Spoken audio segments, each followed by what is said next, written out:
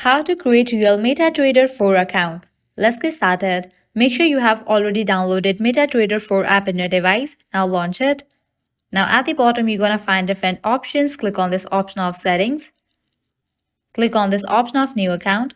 With that, you will get two options: open a demo account and log into an existing account.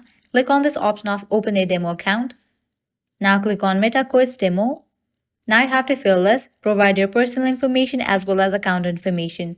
Firstly, type in your phone number and then type in your email address.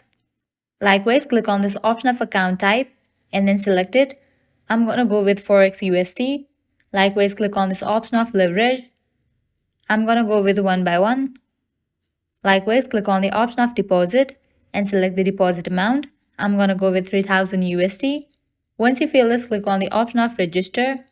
New demo account has been opened successfully. With that, you will find your login ID, password, and investor. You can click on done. Well, this is how you can easily create your real Metatrader-4 account. At the end, if you guys find this video helpful, don't forget to like, share, and subscribe to our channel. Thank you.